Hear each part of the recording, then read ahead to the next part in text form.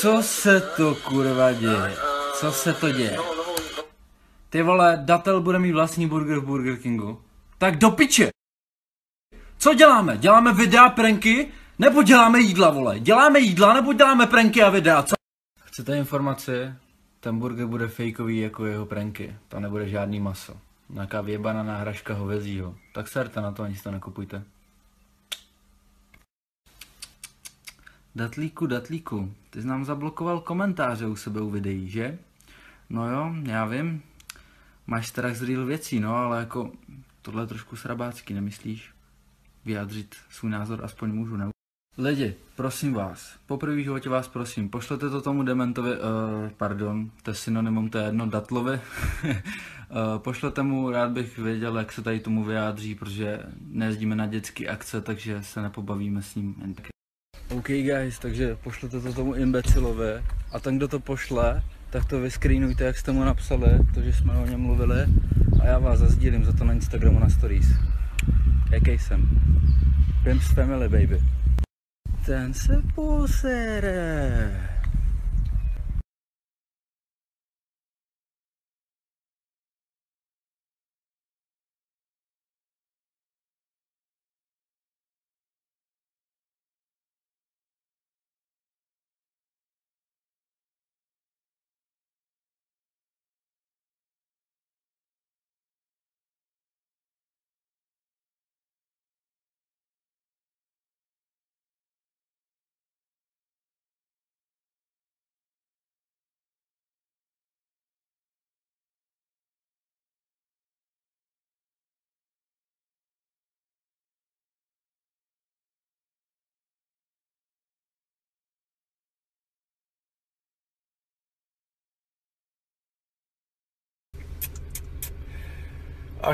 Ach jo, blbeček, který si kupuje cheeseburger v McDonaldu, bude říkat, že vole, v mém hamburgeru nebude kvalitní maso.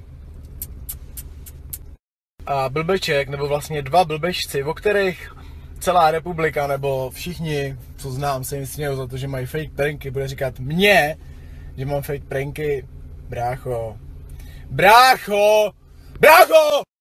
Ne, fakt, teď mi jako řekni, myslel jsi to vážně, nebo se ze mě děláš prdel s tím, co jsi přidal na to Insta Stories?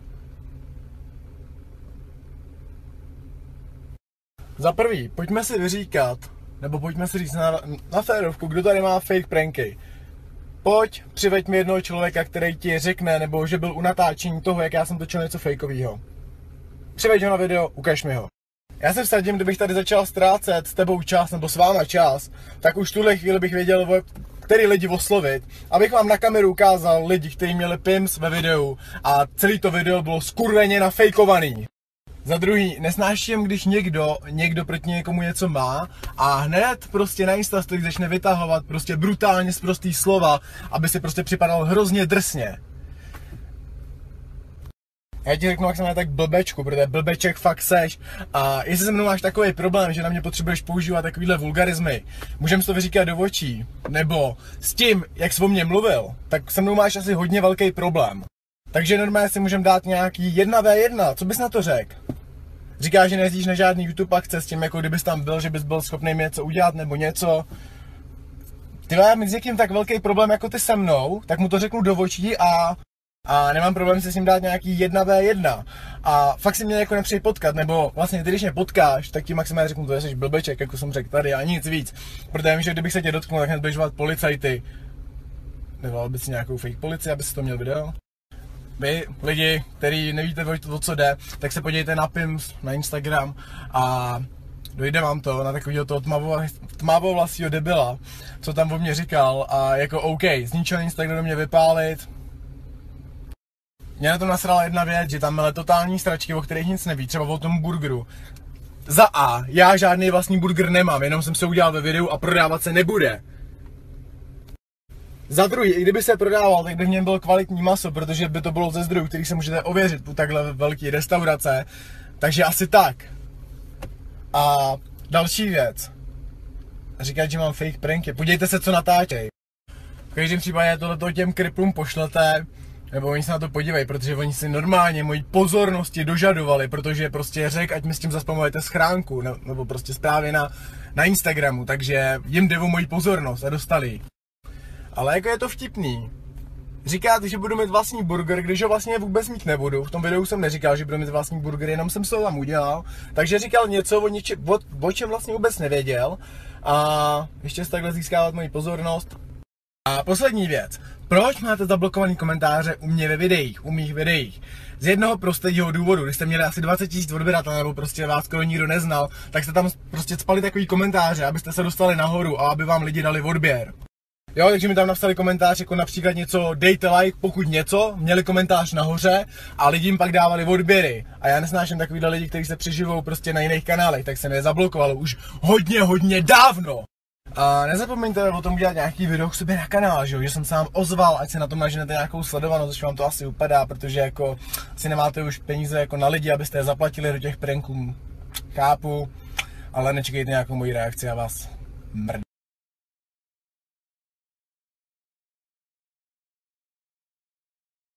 Kamoško, bavíš mě. Znám tady kluka, co si říká král pranku. Možná jenom pro děti, co nosejí plenku. Kámo, jestli o nás celá republika tvrdí, že máme fake pranky, tak budiš. Furt lepší než brečet tak malá děvka, aby lidi ti poslali prachy, že jsi na mizině, kámo. Já chodím do práce, ty se zamysli. A ještě něco, to tady povím další stories. OK, ty nebudeš mi vlastní burger, teď jsem z toho zmatený. Nedělám si prdel, kámo. Mě jenom nestojí za to se dívat na celý video, víš co, protože je to takovej trash, že prostě, kámo, nezískal si to moji pozornost. OK, no, tak budeme tady vytahovat fake pranky. Máme 3, no, na kanále, 3 fake pranky. 3 fake pranky. OK, vím, koho myslíš, že bys mohl vytáhnout, klidně ho vytáhni, jako, ale jenom říkám, že tvý únosy a jeny jsem všechno, co natáčí s tou tvou kačkou, vůbec není. Děláš si prdel, kámo, maximálně si teďka nasral do huby, máme stejnou sledovanost jako ty kriple.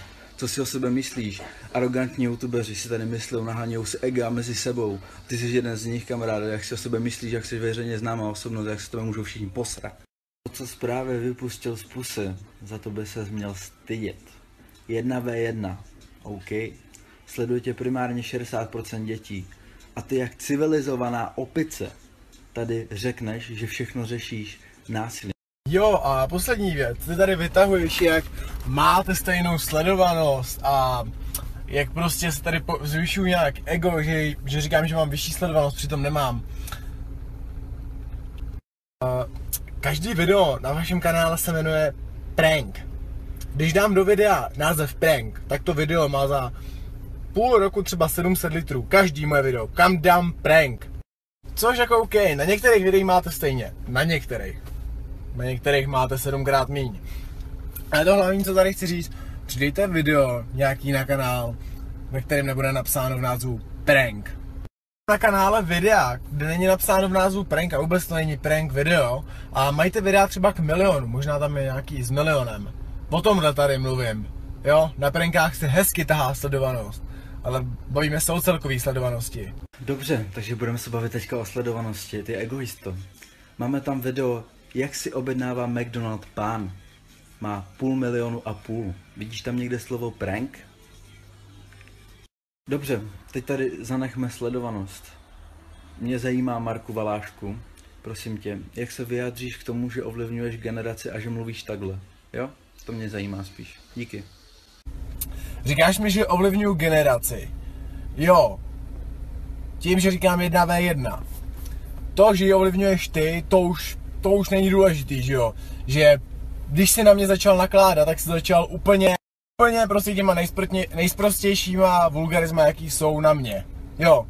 To, že oni uslyšejí ta mladší generace, to je v pohodě. Že já řeknu, dáme si 1v1, ne, to už nemůže být, to není v pohodě. A jenom se tě zeptám, co je tak špatného na 1v1? 1v1 máš například, že bude ring, kde bude rozhodčí a my dva si dáme navzájem do huby pod kontrolou. Tohle, já bych řekl jakoby, a to bych řekl, že je lepší než vulgarizmy, protože vulgarizmy naučí děti mluvit sprostě, takže ty je vedeš ke sprostým slovům.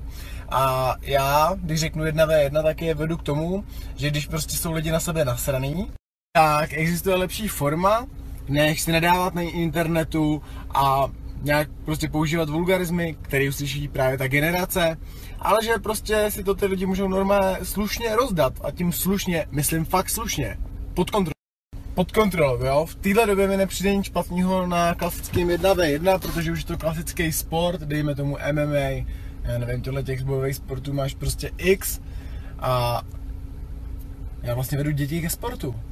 Ale předpokládám, že ty si myslel tím 1v1 něco jako na ulici, že se prostě rozbijeme hubu na ulici. Ne, 1v1 máš 1v1 v ringu s rozhodčím. Jo? To je sport. OK teda, vulgarismy se dnešní děti už naučují ve školce, kamaráde.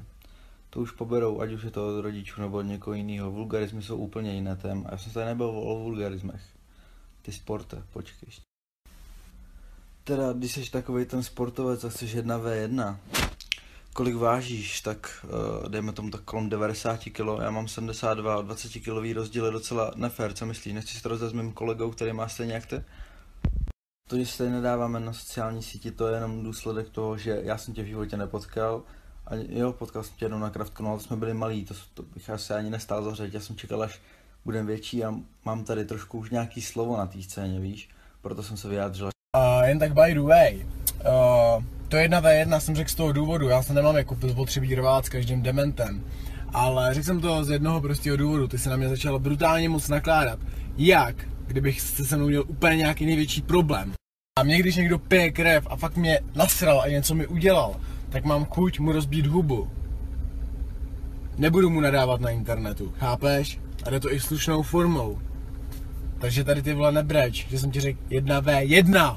Ale jako chápu, že se tomu chceš bránit, protože jako nějaký bojový sportovci šli mimo tebe, co jsem jako koukal, 20 kg z postelí, takže jako v pohodě. Ale jak by řekl nejmenovaný člověk, není to jen o svalech. Jo, takže tohle to bylo vyjádřené ještě tyhle ty poslední věci všem vám normálním, nebo vy se tady snad všichni normální, se omlouvám, že jsem vás tím otravoval na Insta Stories, pokud jste to dokoukali až sem, ale jako nenechám se srát na hlavu. Mě prostě nebaví se koukat na to, co tady děláš, co ty děcka vlastně, kdyby se dívají na tebe, mají tě jako vzora a ty první věc, co vypustíš z huby, je to, že si jdeš rvát. To je to, o čem jsem se bavil, chápeš? Že vypustíš z pusy hnedka. Jeden den se jdu ožrat a vypnout, prostě zahodit sociální sítě a tady se dějou věci. Tady se lidi zabíjejí, kurva, co se děje? Hele, datle, jdeme do ringu, fakt bude prdel, kámo, normálně, pohoda. Hej, kámo, nechci se tady s tebou dohadovat, fakt nemám na to zájem, ale fakt ten 1v1 fight by byl docela fajn, pro nás by to byl dobrý content, myslím, že i pro tebe a pro nás to dobrá reklama, že aby jsme se přišli na tvý sledovanosti, že jo. Každopádně všem našim lidem přejeme krásný ráno, užijte si pátek, vydržte to, pak je víkend, pak jsou prázdniny, yes! Na to se těšíme jak prase, ale to, co se včera udělalo, doufám, že to nějak nezměnilo názor na nás, ale to video bych klidně udělal, je to prdel.